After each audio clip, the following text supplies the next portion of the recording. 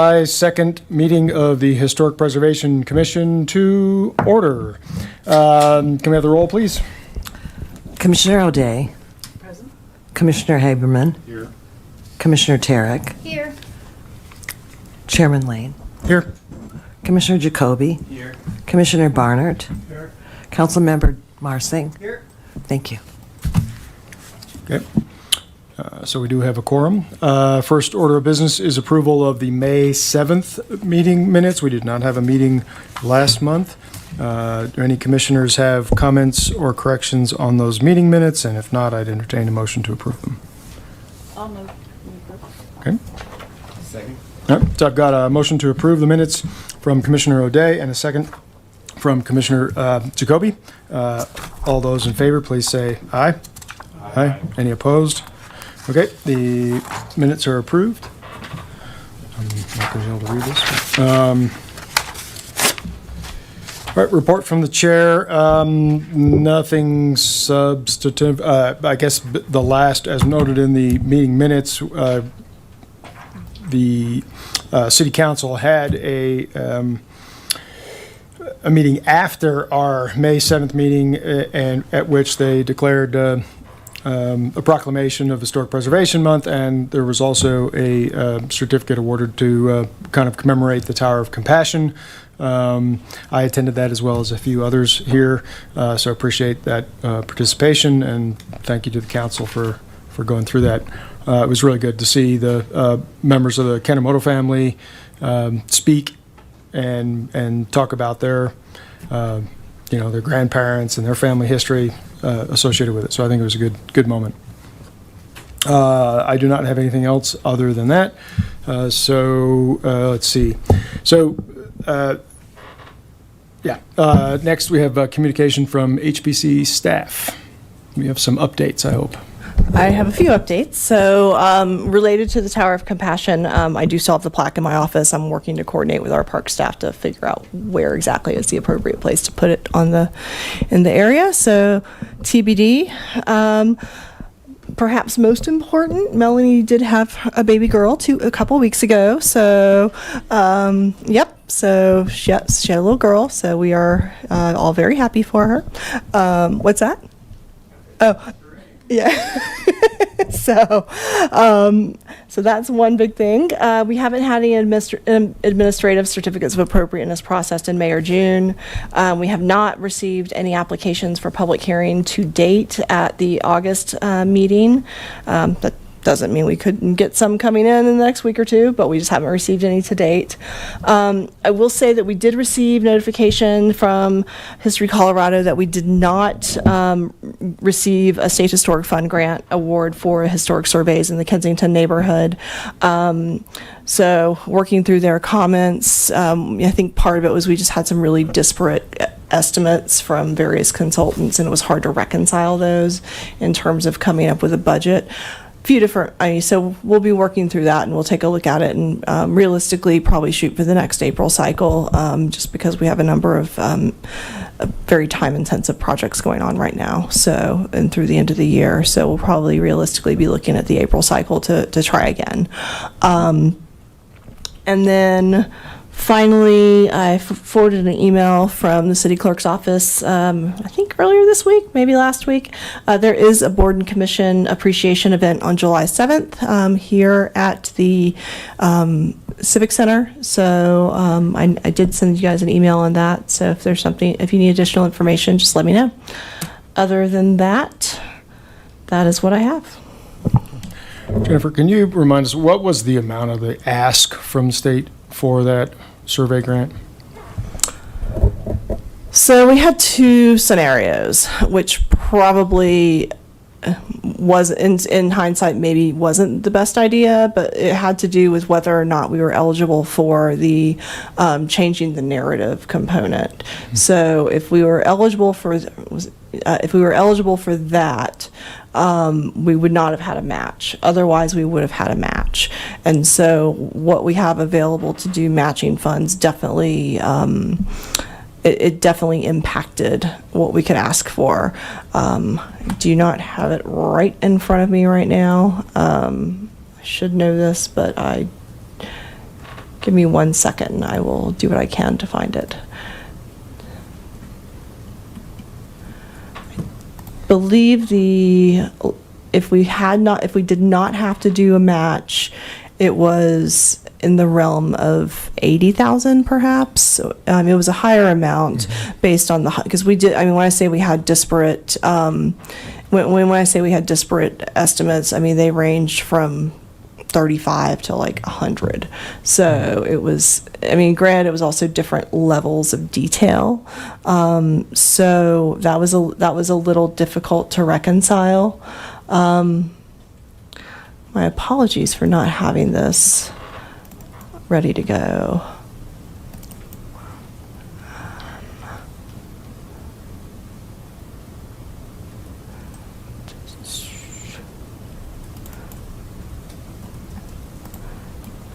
One moment, please. Okay.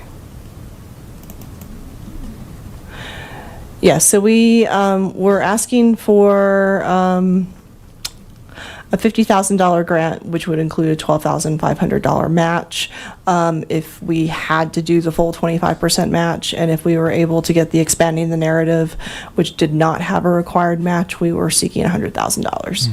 So there was some question about whether or not we would qualify for it. Simply, it is a community that is associated with our Hispanic Latin American community. So I think there was a case to be made for it. Okay. So. And so that I believe you mentioned this, and I know this is something they'll do. They did provide comments Yes. as to how to. And all right. Yes. Okay, well, that's obviously disappointing. The wheels move very slowly, but such is life. Any other commissioners have questions for staff? No? All right, appreciate that update. Okay, so the next portion of our meeting is public invited to be heard. If you are here to speak about something that is not on the agenda. So is anyone in the audience who is here for a non-agenda item?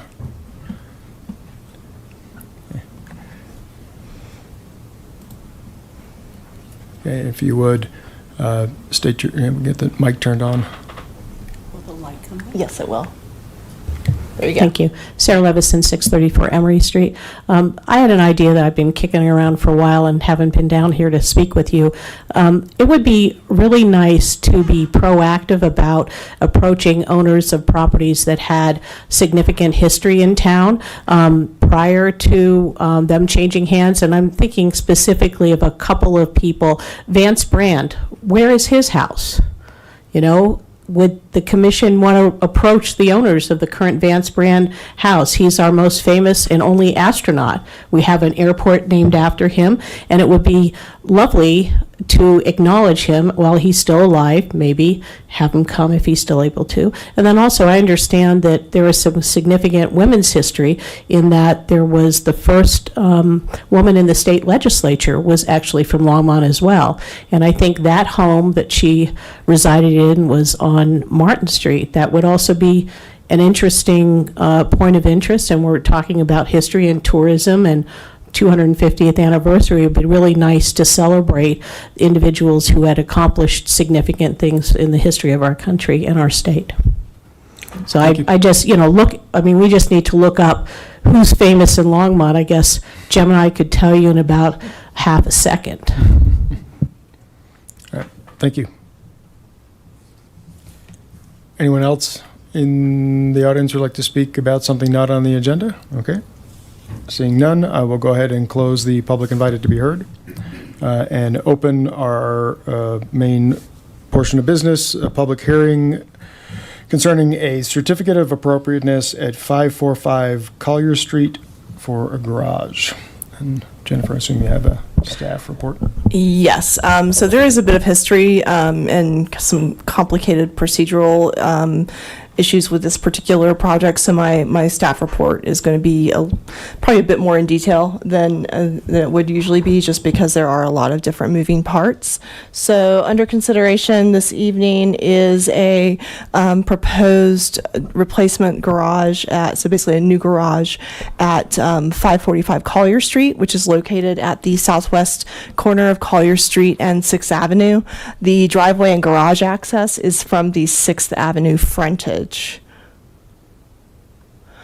So this property is known as the Bemis Rowan House, and it was designated as a landmark in, sorry, my notes just went somewhere else. It was designated a landmark in 1985. So these old landmark ordinances are, shall we say, a little interesting sometimes, and there were some weird inconsistencies across them. I've seen some really interesting ones. In this particular case, the designated ordinance only references the Bemis Rowan House and the ground underlying the structure as the landmark, and it doesn't reference any of the accessory structures. It's also unclear when the accessory structures were built. They are not referenced in the designation ordinance, nor in the accompanying historical narrative. The 2002 Cultural Resource Survey does reference the structures and describes them, but there's no indication of a build date.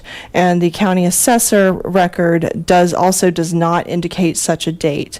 It just states that there's a shed and a garage. It doesn't have any indication of when they were built. I also consulted the available Sanborn maps. The most recent available or most recent accessible digital version is from 1918, and it does not show the footprint of the garage. And the current, it doesn't show the garage or the shed footprint really on the map. So it's fair to say it was built after that date. Later Sanborn maps are all still hard copy and would involve special trips to Denver and or Boulder to find. So we weren't able to go beyond that. So it's a little challenging in that regard. So, and really, I'll go into some additional detail momentarily, but staff in consultation with the chair on one hand, and also the chair's designee on another proposal, we did determine that these were not historically significant properties based on the lack of documentation, but also based on some interesting alterations that had been done over the years. So in terms of an overview, here's an overview. I'd like to start with an overview of the events. These were detailed in the staff report. I'm just going to kind of breeze through it a little bit. In September 2025, the homeowner Lizzie Wolf contacted staff regarding demolishing the garage as the roof structure was very deteriorated. Staff consulted with the chair's designee, specifically the vice chair. The chair was unavailable, regarding the demolition request, and it was determined that the garage, as I mentioned, lacked historic significance and could be demolished. So we did issue a certificate of appropriateness for demolition, and there was originally an application for building demolition submitted, but it was withdrawn because Ms. Wolf opted not to pursue demolishing the garage. In February, Ms. Wolf reached out to staff seeking to rebuild the roof system versus demolishing the building.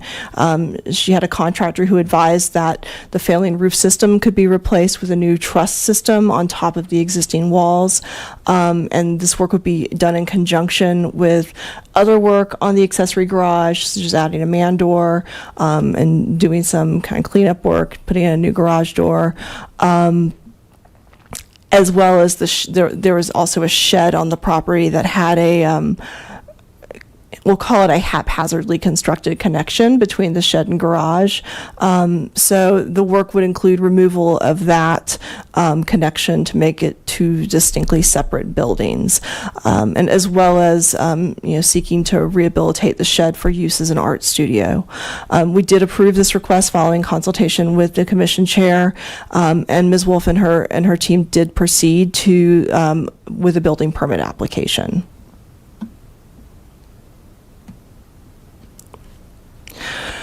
So the building permit was approved in April 2026, but it was not issued due to fee non-payment. Ms. Wolf has stated this was due to a miscommunication between her and her contractor, and work did begin despite the lack of a fully issued building permit.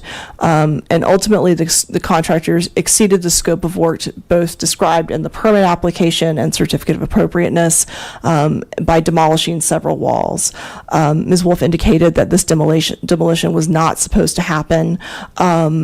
And it was kind of a surprise to come home to missing walls. And one of her neighbors has corroborated this, and the neighbor did provide an email that was included in your packet with a public comment section. Ultimately, a stop work order was issued by the Building Services Division for work without an issued permit, and Ms. Wolf did immediately begin working with staff to correct the permit issues once brought to her attention. So I will note that the Assistant Chief Building Official, Taryn Stewart, is here this evening and will be able to answer questions specific to permitting and that process. So these photos are basically a time lapse. The first photo shows the original garage opening as work began. And the second photo illustrates the garage with sidewalls remaining and the roof structure removed. The shed is on that left side of the garage, the remaining wall, and so that is in the process of being that rehabilitation has been being undergone. So, demolition of the garage created a number of issues that Ms. Wolf must address now before work can restart. Kind of a snake pit was opened up, if you will. On the building permit side, the original building permit was issued following pavement, so work could continue on the shed. A new application will be required for a new garage if approved by the Historic Preservation Commission. And Mr. Stewart can speak to the specifics of those items relating to the building permits.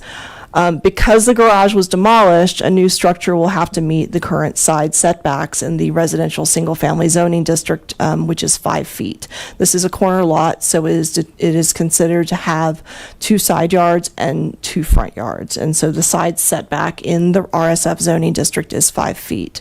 So the prior structure was built adjacent to, and in some parts it appears to have been encroaching over the lot lines. In order to build a new garage in the same general location, a variance would be required to reduce the setbacks from 5 feet to 0 feet, and that will require approval by the Planning and Zoning Commission. So finally, while the original garage was not found to be historically significant, the association of the property with the Bemis Rowan House means that the replacement structure should be reviewed and approved by the Historic Preservation Commission for compatibility with the historic house. A building permit for the new garage will require approval of both the design and materials by the Historic Preservation Commission and a variance by the Planning and Zoning Commission. So Ms. Wolf is currently working with planning staff regarding the variance application. So I'll note that this commission is really concerned primarily with the building design and the materials, and I would say the general orientation and location on the property. The ultimate question of specific side yards and the setback will be the jurisdiction of the Planning and Zoning Commission. So the request before this commission is a certificate of appropriateness for a new garage of similar scale and design in approximately the same location as the original garage that has been mostly demolished at this point. So just for reference, the original garage is on the left and the proposed replacement is on the right. So the original garage was a 1-story single-car garage with a gabled in and overhead door. I'll note that the overhead door was not original to the structure and was installed in a rather haphazard way without really any trim around the opening. Speaking with someone who has worked in the overhead door installation business in the past, the indication was this was definitely not a way that these things are done now. So there's no trim in the opening. It's also inconsistent in style to the primary structure. So again, as noted previously, the structure was not determined to be historically significant, but the proposed garage would be of a similar style as well as a similar scale, though I will note there is a slightly lower pitch to the roof proposed, and the cladding would be horizontal wood lap siding. The overhead door would be properly framed and properly installed and trimmed, and would feature panels and a row of window lights at the top of the door. The roof would be of similar color and materials to the roof on the primary Bemis Rowan house. So certificates of appropriateness are applications for alterations, new buildings, moving, etc., for designated historic structures. When we are evaluating certificates of appropriateness, there are 4 criteria defined in our code that must be met. The first criterion is whether the proposed work meets all applicable design guidelines approved by City Council. So we are guided by the Secretary of Interior standards for the treatment of historic properties, specifically the standards of rehabilitation in cases like this. So the proposed garage meets standards 9 and 10, which are detailed on the screen. Like the previous garage, the proposed structure will be a detached structure that will not impact the historic Bemis Rowan house. The spatial relationship between the structures would be maintained subject to approval of a variance to reduce the required setback by the Planning and Zoning Commission. While the design and materials would be similar, modern materials and conformance with current building codes would clearly differentiate the new work while maintaining the scale and massing of the previous garage. So the second criterion is essentially addresses whether the proposed work preserves, enhances, or restores and does not damage exterior features. So again, as noted, Ordinance 085-89, which designated the Bemis Rowan House as a Longmont historic landmark, only referenced the house and the, quote, ground underlying the structure. Accessory structures were not referenced in the landmark ordinance. Further, the garage was determined not to be historically significant upon review of previous applications for certificate of appropriateness. The proposed garage will emulate the prior garage that was demolished and will not impact the Bemis Rowan house as it is a detached structure. The detached garage would be an enhancement to the property as this replacement will comply with modern building codes and provide an important amenity for the homeowner, particularly given some of the hail we had last night in some parts of the region. So, as noted, the third criterion is that the proposed work does not adversely affect the special character of the landmark and its site in the district. So as noted previously, the prior garage had been determined to lack historic significance and also had been altered with a very utilitarian roll-up door that was poorly installed and not in character with the primary historic structure. The proposed replacement garage will emulate the original structure but will feature a roll-up door that has appropriate installation and trim as well as be more aesthetically pleasing in design. It will not adversely affect the landmark house, again, as it is a detached structure.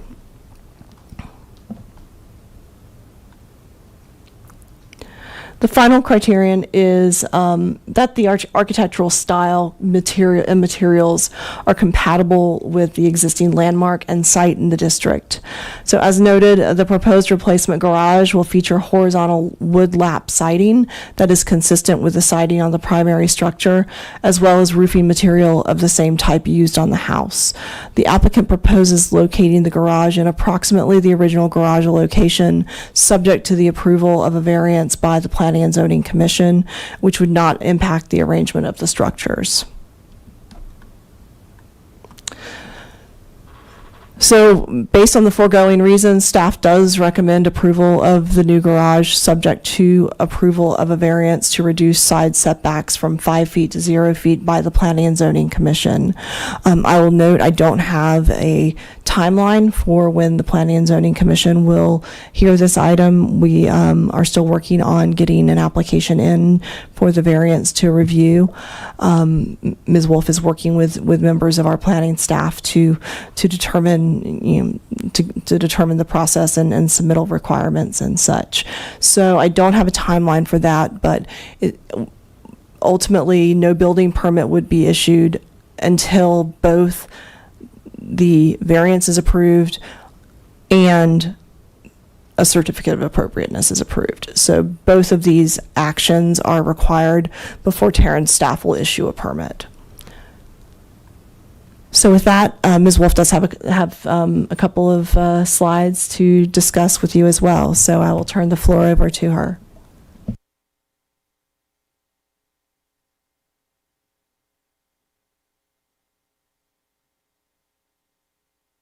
Of photos of the shed renovation. So I'm turning it into an art studio, and there are 3 pictures here that I just wanted to note, and I'll be quick. The leftmost photo is a side view of the original trim, and the builder is like holding up the piece of trim that will it wasn't done yet. It's gonna close off that corner there. And I also wanted to call attention to how nicely they closed. There was what do you call it when a window doesn't move? Fixed. Like a fixed window that was cracked and it was going to get in the way of the door. So they used the other siding that they took off and patched that. And they did the same on my neighbor's side with a very broken window. And it also gave them some privacy. And then the second photo is the new pine lap siding. And then he held up the trim to show you what it would look like, because it looked a little janky because it was not trimmed in yet. And I included these photos because I wanted to show you the similarity in the shape and the dimensions. It's all going to be white as it was before. Just haven't gotten to painting yet. And then the last photo is the current state. This was taken today. And an example of how the siding will look. I had a thought in my head, and then it ran out of my head. Same siding on the garage? Same siding. Oh, yes, the same siding will be used on the garage. So it gives you an idea of what the garage is going to look like. And then I have one more. I wanted to give some clarity to the wall deconstruction, because I just felt like that would help everyone. So I did the best I could with the pictures we had. I really want to note that I am not in support of the way this project went. It did not go the way we wanted it to go. And as can be attested to by my neighbors, I was very surprised when I came home and walls were gone. But I wanted to give some visibility into the condition of those walls. Jennifer referred to the kind of haphazard corrections that were involved in the inside of the garage. And this is probably best viewed in full size, like in front of you. But you'll see on the west wall, it was patched with compressed board. And there's water damage throughout the rest of these planks. And then if you zoom in really good, the wood, I don't know the terminology, but the wood that was attached to the cement footing was also rotted. And so I tried to zoom in on it on that bottom photo. Sorry for my poor graphic design. And then on the south wall, the water damage is really evident. You can see it soaked through on the wood. And if you zoom in, you'll see the same rotting. And while I wish this had gone differently and in a different order, and I was surprised, and we had some extenuating circumstances. The first man who was working on the garage passed away, unfortunately, and the new crew just didn't kind of get the download about how important it was to save the walls at all costs.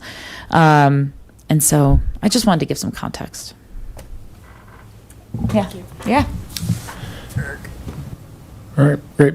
Appreciate the information. So I have just do you- a couple you got it? other Okay. things as well. I'll note that Jeremy Terrell is here for, he's available for legal guidance on any questions that may arise. I'm going to have Taryn just give a quick rundown of kind of the permitting sequence, and I think that would be helpful for folks to understand as well. Okay. Hey y'all, Taryn Stewart, Assistant Chief Building Official. So I'm just going to go through a quick timeline of the permits and everything that came across my desk. Marty Maslin, who is a building inspector for the building division, approved this plan on the 1st of April. Lizzie Wolf then reached out on the 6th of April asking where this permit was. It's been a couple weeks and we're trying to figure it out. It looks like Marty did not send over that approval email, so then I sent that over to her, letting her know that she is good to go to work within the scope that was approved with the documents that were submitted.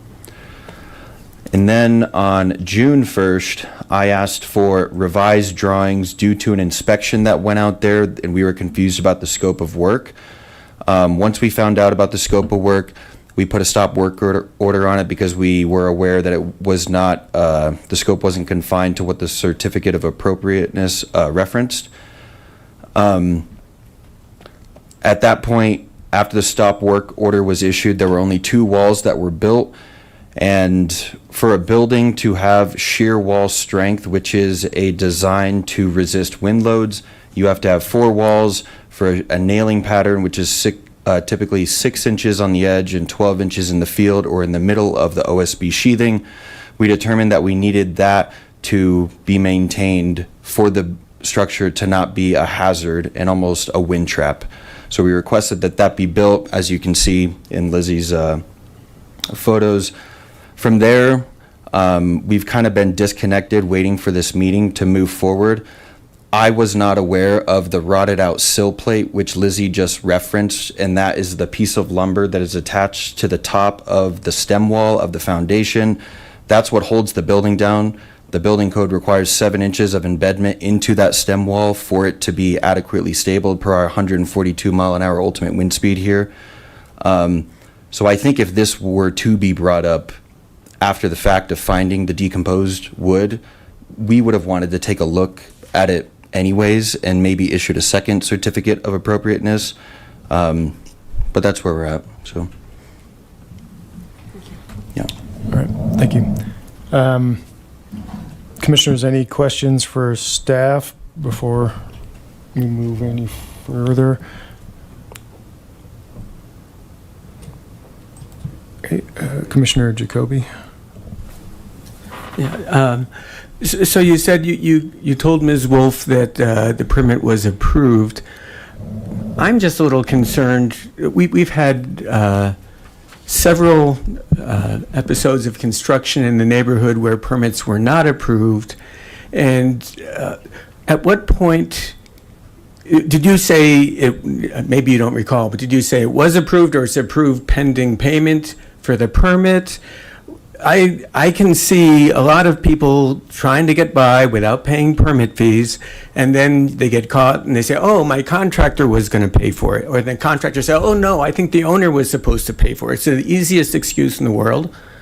And I'm just wondering where this fell through, why we never had a established permit on this in the first place for just a roof. Mm-hmm.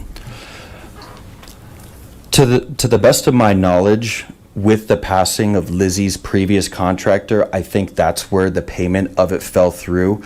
But our permit applications state contact at the bottom, and within our system that we use, that's who we reach out to get the payment or ask any plan review questions that we may have that are not dictated on the plans. If you give me one moment, I can let you know when these fees were paid in relation to the issuance date.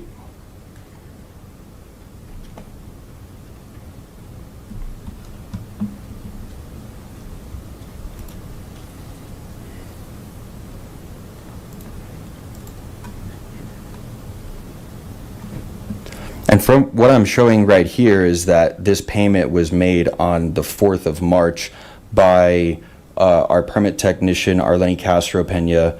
I can't see who made the payment at that time, but I can say that Lizzie reached out a few days after the permit was approved pending the work. So it was paid? Correct. Okay. All right. Thank you. I have a minor question that's really maybe not germane to our true decision-making here, but I'm wildly curious about how you're going to handle this. The building is not entirely on the property. So even if a variance is granted to allow for a 0 setback, how do you deal with the fact that the existing walls and foundation are on the other property? Is it a new foundation that now has to get created at the property line, which is what I would think would be necessary? Yes, assuming that it was allowed to be built within the same parameters, maybe scooted over a little bit to the east. I talked to Lizzie about the hazard level. These buildings are built out of the International Residential Code, but the International Building Code governs hazard to human life. I don't see this art studio being an accessory building to the primary structure on the lot as an H3 or an H2, hazard 1, hazard 2, hazard 3. I see this as an H1. Not a lot of people are going to be in there. We have an amendment to engineered foundations within Longmont due to the expansive soil because of the bentonite here. I would help Lizzie based off a prescriptive parameter from the 2021 International Residential Code to design these foundations at our frost depth that would have the minimum embedment required, plus all the framing that would be compliant with our 142 mile an hour ultimate wind speed. Yeah. And given the fact that the shed is existing, if the garage is essentially forced to be on the property, it ends up shrinking the building by by what looks to scale like about potentially 2 feet. So that 20-foot wide garage ends up being more like 18 when you're said and done. I'm just remarking about that because these are all these dimensions on here, but that's what we're really probably looking at in reality. Yeah. I will say too, because of the distance to the property line, this would require a 1 hour fire rated wall too, which is typically going to be 2 layers of 5/8 type X gypsum board. So it's going to be better than what it was prior, but cold joints within foundations are frowned upon due to the cracking that will happen and then the erosion that will eventually happen. So I would request that the original foundation would be removed and then the new one would be poured. Okay. Commissioner Jacoby, again? Well, I was just going to say, if the owner was trying to save the foundation, it sounds like this might not be the case. But we just did receive a letter from Charlie Weasel. I'm not sure when it came, but basically the neighbor saying he has no concerns about the garage being built over the line. And just to your comment there is a garage from my neighbor's house on my property as well. This is not uncommon in this neighborhood with narrow lots sometimes.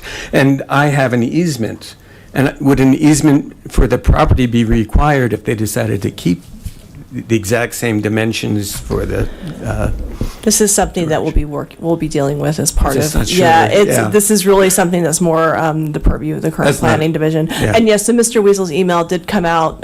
We did receive it after the packet went out, so I provided copies to members of the commission this evening. So, but yeah, so this is a case of a lot of moving parts, and when we're talking about easements and setbacks, that's really going to be part of the variance review process. So we're kind of, I don't want to say running them concurrently, but there's a few different parts that have to be dealt with. So we're trying to get them in as much of a sequence that kind of makes sense as we can.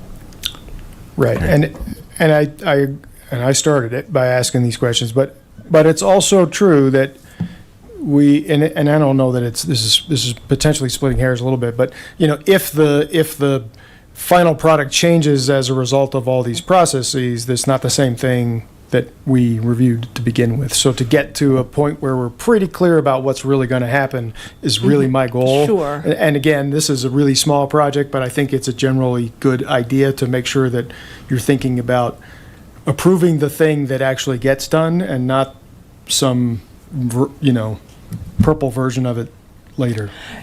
No, I think from staff's perspective, it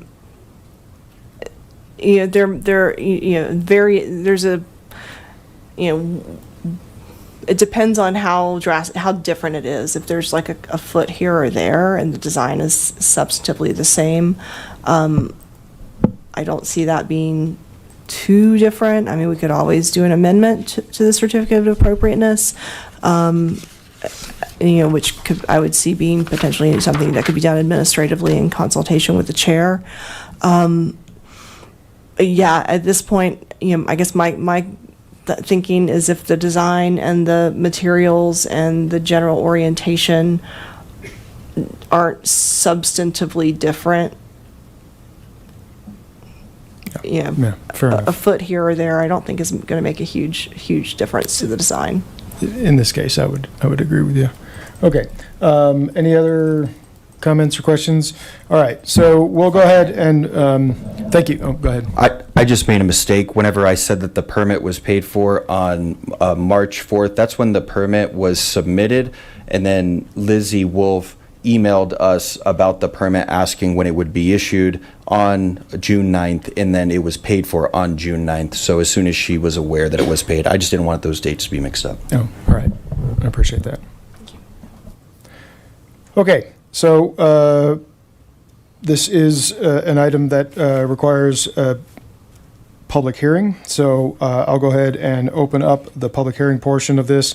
Based on the sign-up sheet, I'll call your name, and I'll either get this clock up here working or I'll use my own. If you would please state your name and address, and we generally allow 3 minutes for your statement. The first person on my list is Alexandra Ducat. I hope I did that right.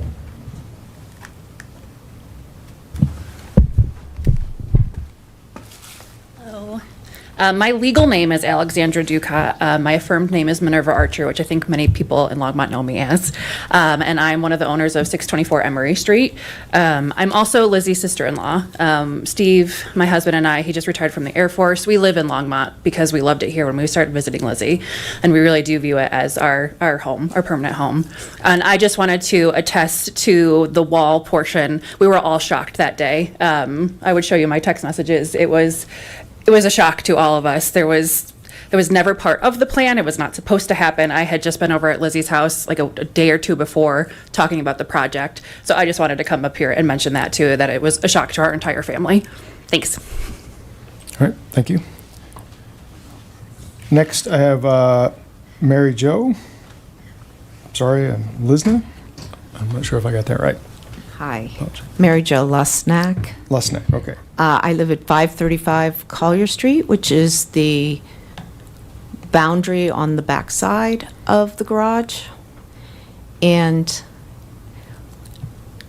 I moved in 2000, that garage was there, and it's basically integrated into our fence line.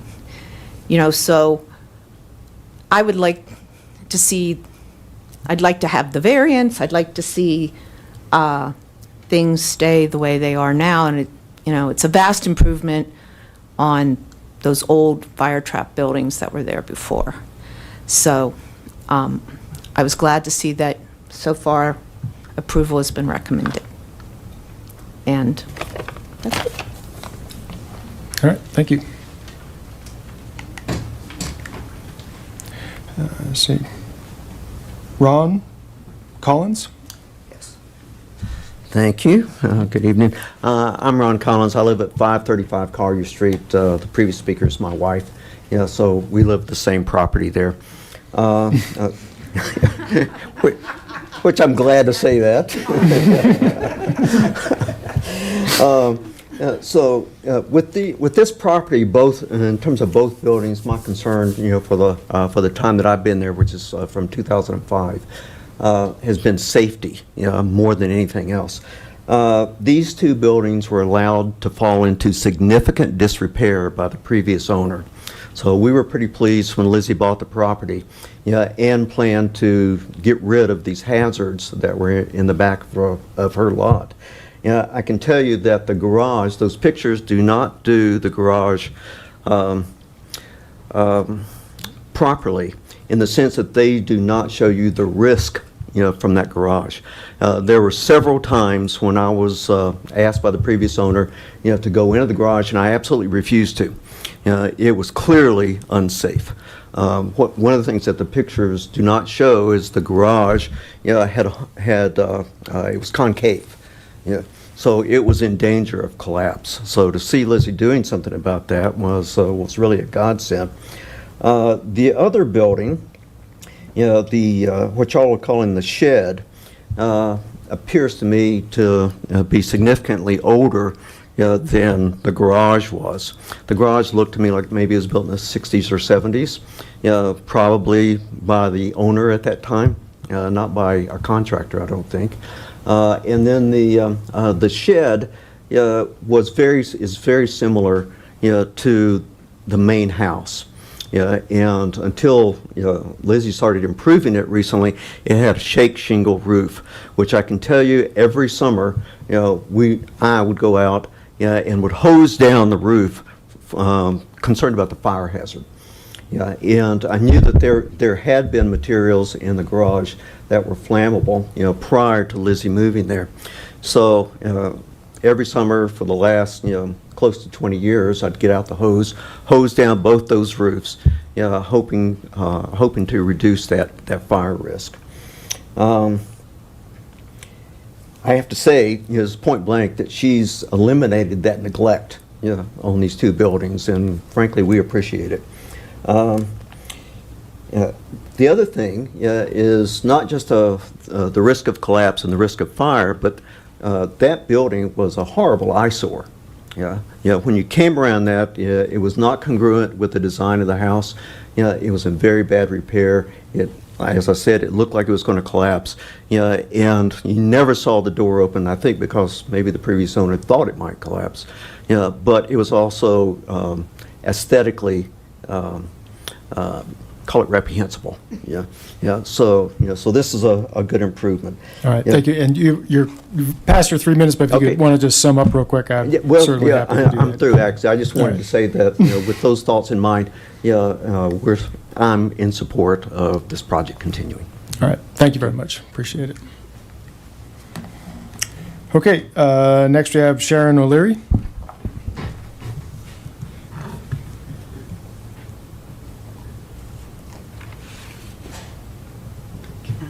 Yeah, just give me 1 second. I'm going to get everything pulled up for you.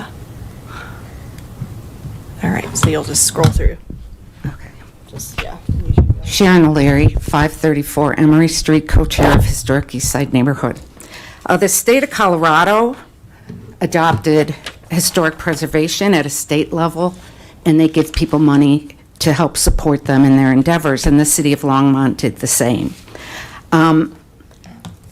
We have a process, and rules are only as good as enforcement. Life happens, death happens, mistakes are made, but we're only as strong as the enforcement and the following of rules. Do I just click this? I don't do PC. Can I do this? Yeah, you can do that. Okay, wrong dates here, and I have photos to back it. This picture was taken April 28th. It was 3 days after it started. Okay, so then we knew we were in trouble. That this no longer was a roof replacement of shingles, it was a replacement of a roof. I feel like I just listened to a fictional story.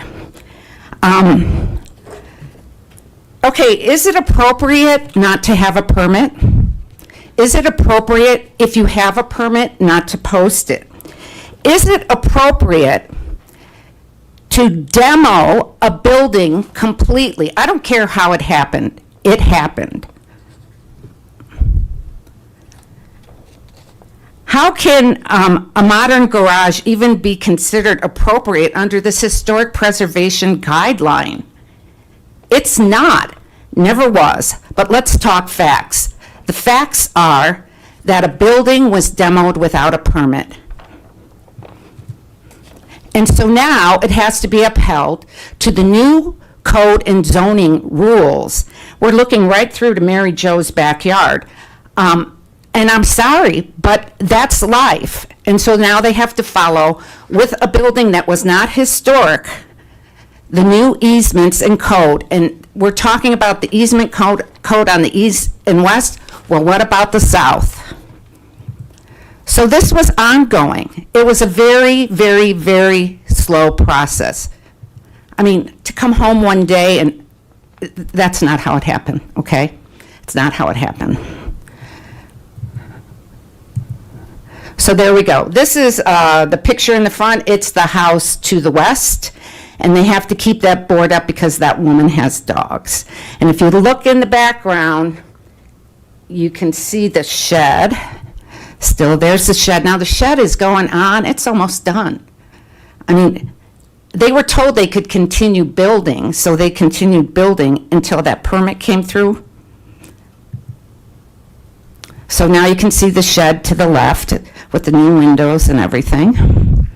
And this was yesterday, and this is such a sham company.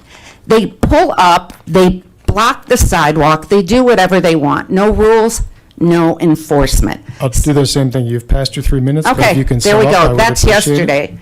So I'm just going to beg to differ. I have photos with dates. I have emails from planning, and I'll be happy to provide you with all of them. But a fictional story was just told. Thank you. All right, thank you.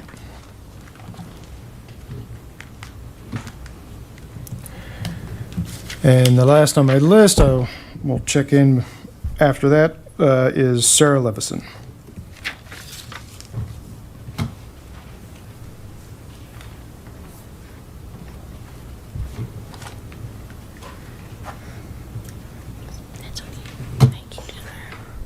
Hi, Sarah Levison, 634 Emory Street.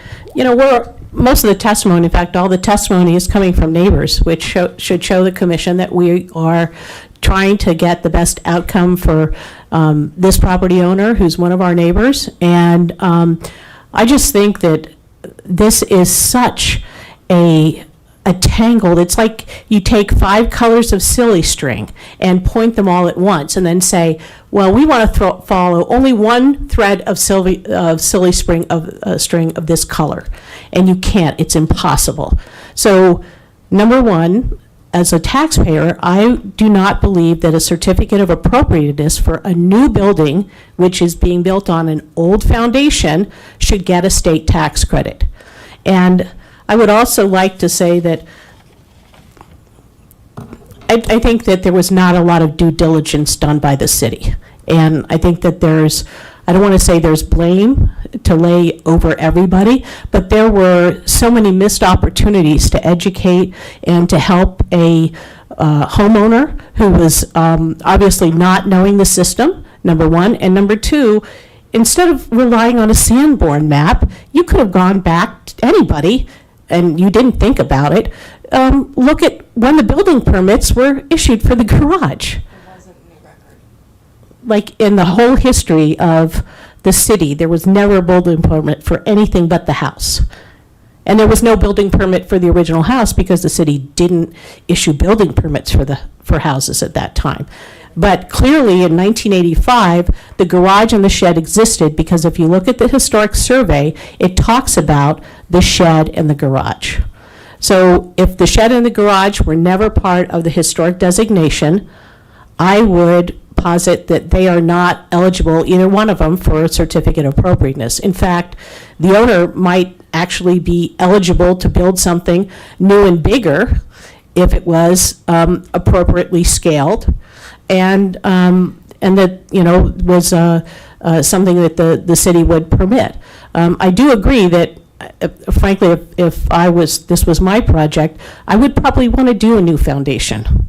And because if you're going to put a new building on an old foundation and have heaving, you're going to end up with maybe walls that are disjointed and the structure not being stable. So, first of all, I would also make conditions. If you're going to make a decision here and say, we're going to grant something, first of all, it's not appropriate to give state tax money for this project. It's a brand new building, okay? So if the certificate of appropriateness comes with that tax benefit, I'd say no, and in fact, I don't even think you need to issue one. You just need to say this fits with what the original historic designation of the main building was.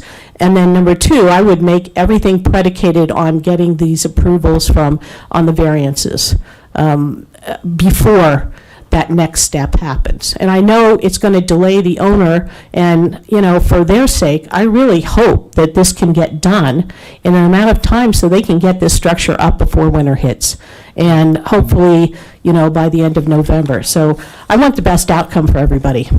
All right, thank you.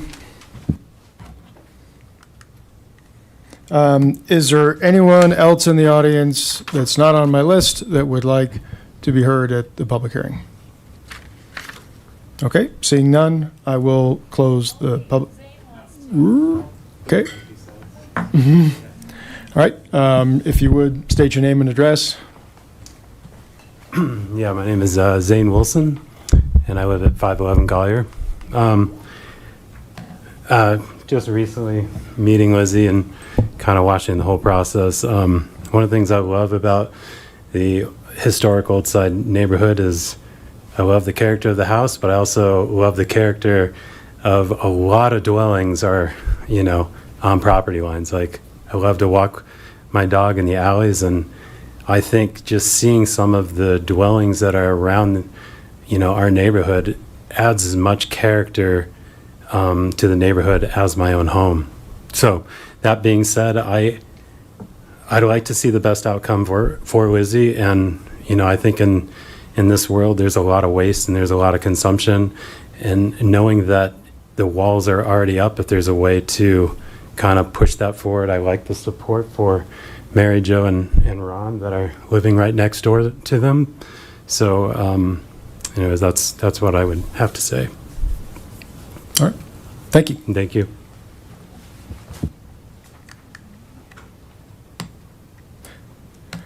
Okay, with that, I will go ahead and close the public hearing portion.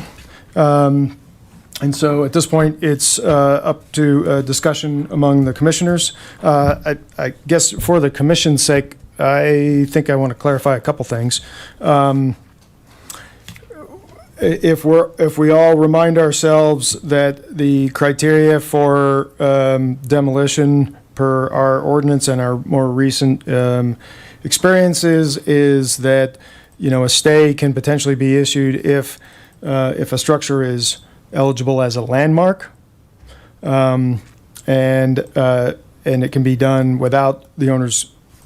There's a process that can allow it to be done without the owner's consent and stay a demolition, but the first step is that the structure has to be actually eligible, proven to be eligible as a landmark. So I think the fact that the garage itself was not part of the ordinance creating the landmark, regardless of whether it's 50 years old or not, right? That the garage is not part of the landmark designation is why I believe that the initial, back in, was it September 24 or 2025, thank you, that it was done administratively, why staff and vice chair said, okay, well, this doesn't meet our standard, so that a demolition is possible. Okay, so I want to make sure we understand that I personally don't believe there's any issue with a demolition permit per se, if done appropriately, blah, blah, blah. Obviously, there's a lot of mess going on in here.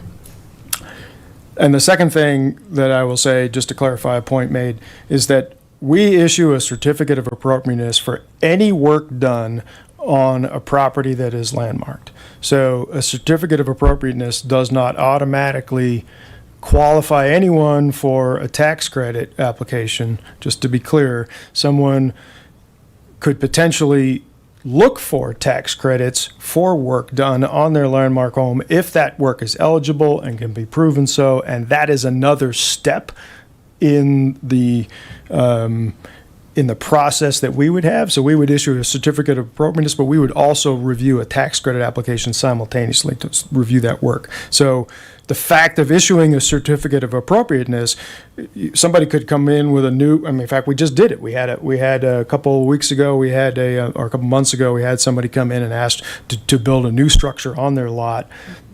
The house was landmarked. The new structure has to get a certificate of appropriateness because we have to review it. So that's why we're reviewing a certificate of appropriateness. If this was a blank corner, we would have to review a certificate of appropriateness for a garage on this lot because the lot's landmarked. So I just wanted to put those two pieces out there to make sure everybody understood kind of a baseline of what it is that we're doing here.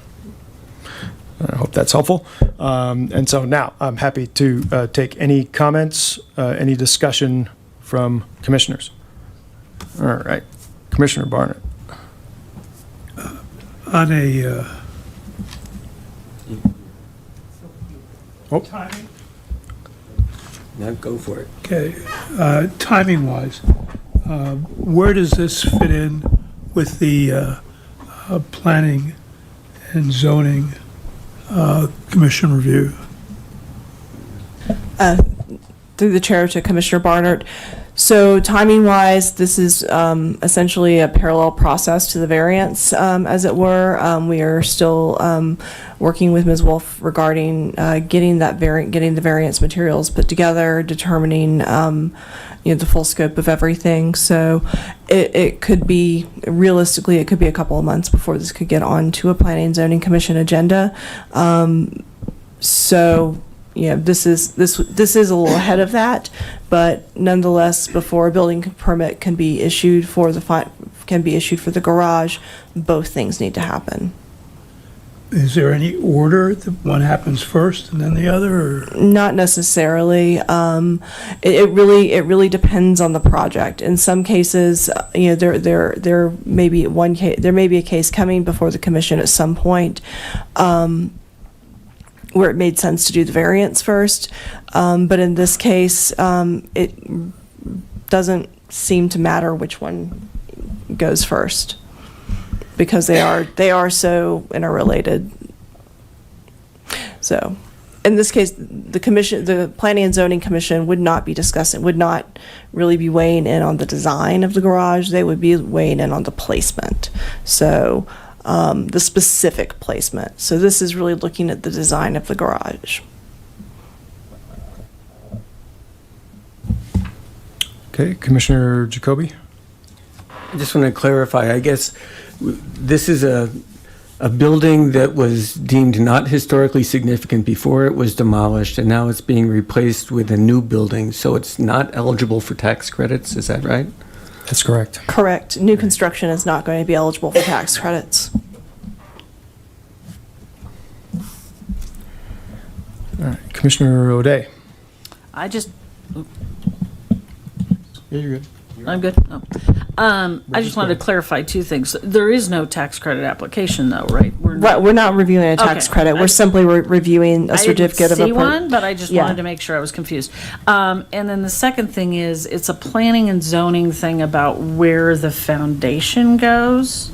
The specific setback of the building from the lot, which relates to the foundation. So But my understanding is it probably would have to be replaced anyway. It sounds like the foundation would probably have to be re-poured, no matter what that decision is. Was that correct? It would be based on a review, probably on a site visit, but based on the hazard level of it being a hazard level 1, I haven't taken a close enough look to determine that, but with retrofit anchor bolts, which are 7 inches of embedment with existing foundations typically using epoxy, that happens all the time. The lowest amount someone can assume is 1,500 pounds per square foot, which is typical in Longmont. In some areas, we get to 2,000 pounds per square foot. But again, because of this hazard level where, Lizzie and maybe her family or anyone else may only be in here for 4 or 5 hours a week, it's not something that I'm looking at as a single family dwelling. Gotcha. So. Okay. So then we're looking at so the design might change, that's what you were saying, the design might change by a foot or so if somebody has to shift things. Otherwise, it should stay the same. The material. And when we approve it, can we just say it would stay similar? Yeah, I mean, I think as complicated and as messy as this is, from the perspective of the Historic Historic Preservation Commission, my recommendation to the commission would be to treat this like somebody walked in here and wanted to put a new garage in this corner, and do we think it's appropriately scaled for the property? Because that's really what's happening. There's all this other stuff that's going on, Right. and it's really nothing to do with us. It's all administrative to do with the city and the building department and everything else. And if this were done, cleanly, somebody would walk in here and say, we want to put a garage on this corner. This is what it's going to look like. We have a landmarked house. Is this okay? Right. That's really our job here. The other stuff is somebody else's job, and there's lots of jobs. Right. And I guess my clarification is, as long as it doesn't change the design, because that's what we're talking about, we don't actually care about all the other stuff. Yeah, my only note would be looking at this, looking at the site plan, is that if they don't get the variance, they really have no space for a garage. So then if they don't get the variance, then the garage position would change. And if the garage position changes on the lot, then that's a significant enough piece. So in my mind, at least one condition needs to be subject to the garage being placed essentially where it is shown now. Okay. Because otherwise that changes the application to me. That was kind of what I was thinking too, but I wanted to make sure. Yeah, okay. Any other commissioner comments or discussion? If not, then I'm willing to entertain a motion here. Okay. Commissioner Tarek. Okay, so I move to approve the application with the one condition of, how do I want to word this? Maybe I should have thought about this. So approve the application with the condition of that whether the variance is met or not. I think you're asking to approve it with, as long as the variance is granted. Yes, thank you. I screwed that up, I'm sorry. Okay. Okay, so I move to approve the application with the condition that the variance is approved. Subject to is the phrase. Okay. So if we can just tweak your motion, yes. Approve the application with the condition that subject to approval of the planning and zoning board of the variance request. Yes, All right, I got thank you. my Robert's Rules of Order. All right. All right. All right, I have a motion from Commissioner Tarek and a second from Commissioner Barnard. All those in favor, please say aye. Aye. Any opposed? All right, so the motion carries.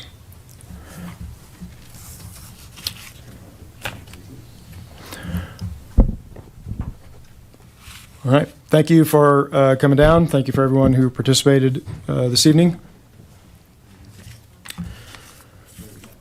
Let's see. Well, the rest of it might not take long. We do not appear to have any new business on the agenda, nor do we have any prior business. Is there anything else, staff, you felt the need to cover? I've got nothing. Okay. All right. Then comments from the HPC commissioners. Anybody have something they'd like to share? No? All right. How about our city council representative? Yes. All right. Thank you, Councilor Marson. Thank you, Mr. Chair. Three quick things, just for the board's awareness. First, I just want to thank the commission's continued work and the way that I see the commission's work really starting to impact different elements of the city.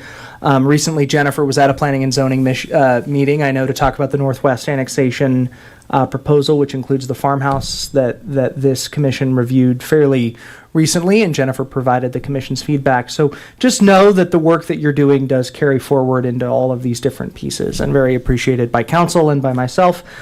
Second piece, please do go to the reception on the 7th. That's going to be before the open forum. There will be sweet treats, and really just an opportunity for us as a city to say thank you to the commission for all the work that you do and are doing. I, unfortunately, am not actually able to be there in person. I will be at Harvard for a seminar on the case method and how to teach history using the case method at Harvard Business School. So I'm logging into council virtually that night, but I'll be with you in spirit. So thank you for that. And then lastly, I did just want to mention, I did appreciate some of the comments that were made last meeting, which would have been the May meeting, about council and about, my ability to be at the meeting physically and all of those pieces. And I just wanted to ensure the commission that what I said on my first day here is true, which is this commission is my top priority board and commission, and that even if I'm not physically able to be here, I continue to watch, engage, monitor the work that you're doing consistently. And I think I know where some of the anxiety comes from, the demolition ordinance and the process you went through on the Kimbark property and not feeling advocated for, and that completely understand that. What I want this commission to hear clearly is my intention is to advocate for the work of this commission every time something comes in front of council, and to make sure council clearly understands where you're coming from on each specific issue. Whether that comes from me being here, and my goal is always to be here, but things happen. Whether that comes from me physically present or me engaging both with staff and the meeting afterwards, I will consistently be on the side of this commission to make sure, at the very least, council understands what your thinking was and your direction was. And I'm always available and happy to answer questions or comments from folks. So, yeah, feel free to reach out. Great. Thank you. I appreciate that. Yep. We do. Okay. Well, that brings us to a final motion. Move to adjourn. Second. Okay, I have a motion to adjourn from Commissioner Barnard, seconded by Commissioner Jacoby. All those in favor, please say aye. Aye. Aye. We are adjourned. Thank you.